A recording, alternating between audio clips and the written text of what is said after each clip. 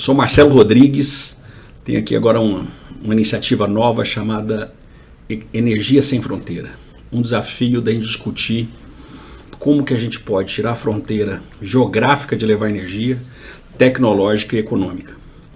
E a gente está fazendo isso com alguns parceiros relevantes, a Unicoba, e hoje eu tenho muito orgulho de receber aqui uma grande amiga e alguém que me deu a mão para entender esse desafio da Amazônia, a Val, da FAS, da Fundação Amazônia Sustentável. Gratidão, esse é o primeiro episódio, e Val, você está aqui, é um momento único para mim. Queria que você contasse um pouquinho da Val e do seu projeto na Fundação Amazônia Sustentável.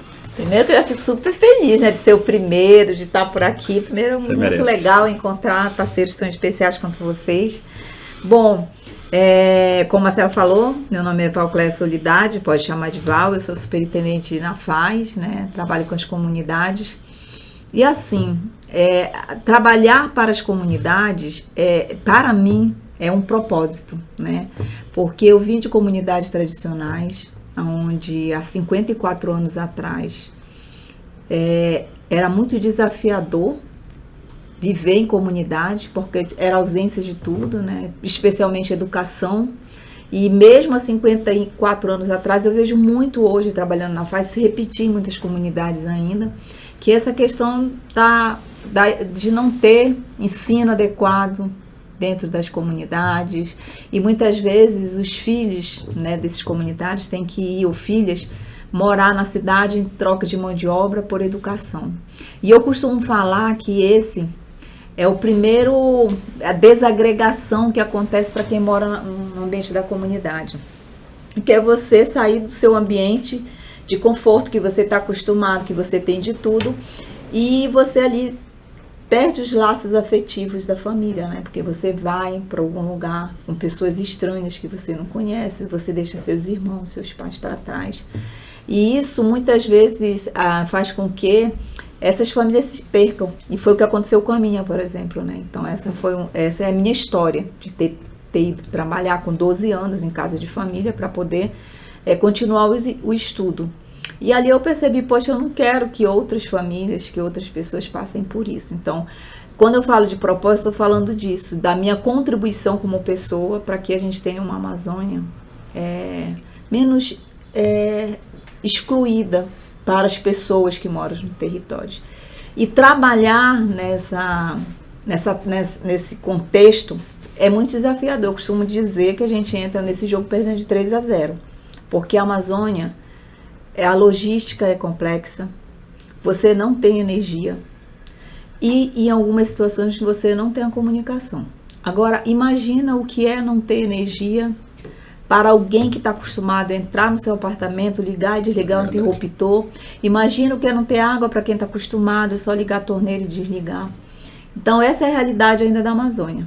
Então, a energia, onde não tem energia não tem desenvolvimento. Porque como é que você vai armazenar? Como é que você vai beneficiar? Como é que você vai desenvolver? Não existe, né? E esse trabalho bacana que vocês comentam é cuidar das pessoas para cuidar da floresta. Para isso eu preciso manter as pessoas no território. Você traz um depoimento rico de história de vida, que tiveram que sair de onde vocês nasceram, que tinham os laços familiares por causa da energia. Exatamente. E dizer para você que energia não faz muito tempo que chegou na minha comunidade. Acho que se faz uns 15 anos. Isso no pleno século XXI. Exatamente. Então, nós temos lugares na Amazônia ainda que é inacreditável dizer que as pessoas não se comunicam. Nós temos na Amazônia ainda famílias inteiras que são analfabetos de pais e mães, porque a escola não consegue chegar em lugares isolados, porque o poder público não tem como arcar essa educação. E tudo passa por isso, né? Entendeu? Então, você vai e vive num ambiente que tem uma sociobiodiversidade tão rica, né, que são as comunidades, que é a tradição das comunidades, mas que muitas vezes essas comunidades passam por uma extrema pobreza. E a gente está falando de pobreza num aspecto cultural, de direitos, porque quando chega a escola é ruim, saúde não é inexistente. Você tem situações na Amazônia mais profunda que tem pessoas que nunca foram no médico, nunca foram no dentista, mulheres que nunca fizeram pré-natal. E por incrível que pareça, a gente já tem territórios tão isolados que você olha, meninas com 15, 14 anos, já mães de 2, 3 filhos, né? Então essa é a realidade da Amazônia mais profunda. E quando a gente começou a trabalhar nas comunidades que nós atendemos hoje, são 582, a gente fez uma pesquisa e perguntou para eles qual é a principal necessidade aqui.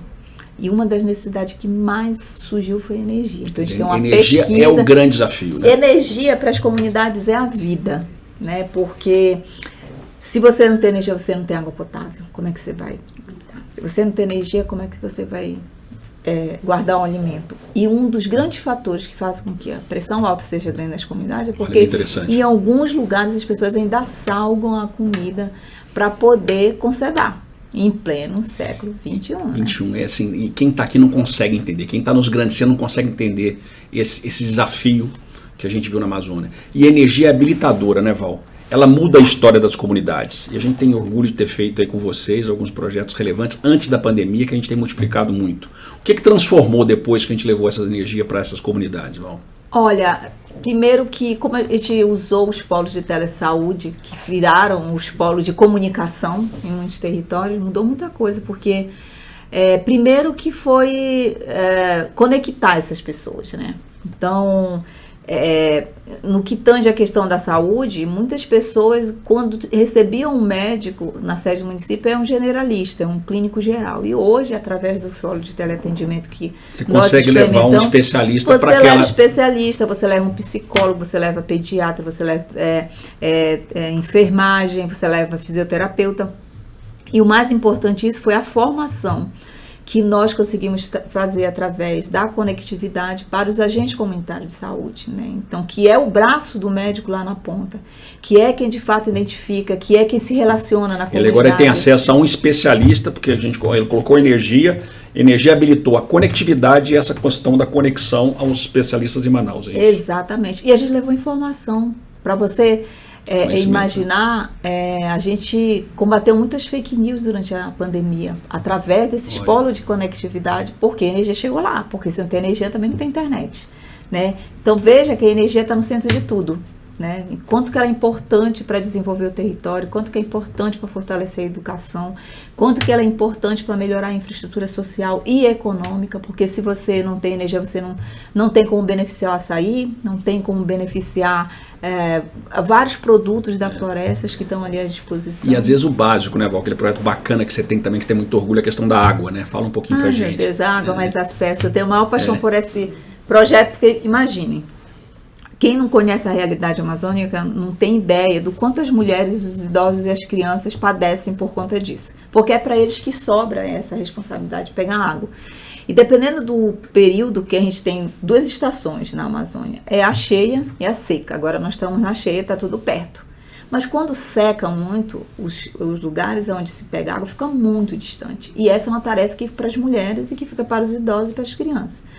E o quanto que isso ocupa do tempo dessas pessoas e o quanto que isso afeta a saúde dessas pessoas, porque carregar além do peso é a questão da qualidade da água. Exatamente, porque além de você carregar essa água, seja na cabeça, seja nos braços, e isso traz problemas de saúde, ainda tem a questão de que muitas dessas águas não são potáveis. O rio passa em frente da comunidade, mas nem sempre essa água é potável, porque ela está contaminada, agora com a questão dos garimpos com mercúrio, e outras questões aí que são muito impactantes. E a gente sabe que os maiores problemas de saúde, o vetor principal é a água. Então, se não tem água boa, também não tem saúde. E isso faz com que, por exemplo, a mão de obra da mulher e desses idosos, dessas crianças, ela seja desperdiçada numa atividade que muitas vezes para nós estamos na zona de conforto. Na capital a gente só liga a torneira e às vezes não tem o cuidado de desligar quando está escovando o dente, essas coisas todas, não tem essa responsabilidade com cuidado, não se educa para o bom uso da água, né? Enquanto que em muitos lugares isso é inexistente. Então é um projeto muito legal que tem levado tecnologia, tem levado principalmente saúde para as comunidades, e isso só foi possível graças também à energia solar. Né? E esse é o desafio, né? E antes da gente discutir um pouco dessa questão de colocar energia, como colocar e como escalar, como colocar isso depois num volume grande na Amazônia, a única alternativa era queimar diesel. era ter pouco tempo de energia, né, e com um custo extremamente alto para essa comunidade, não é isso? Exatamente, 4 horas de energia, ainda é a realidade de muitas por exemplo, comunidades. Mais de 60% das 582 comunidades que a gente trabalha ainda é dessa forma. E é um dos grandes custos para eles, né? E agora o diesel está mais caro que a gasolina, né? Então, hoje, eu estava conversando ontem na comunidade, e que se eles tivessem que manter 4 horas de energia naquela comunidade, eles iam gastar R$84 por mês. Hoje, com a energia solar, a de Santa Helena do Inglês, eles pagam 30.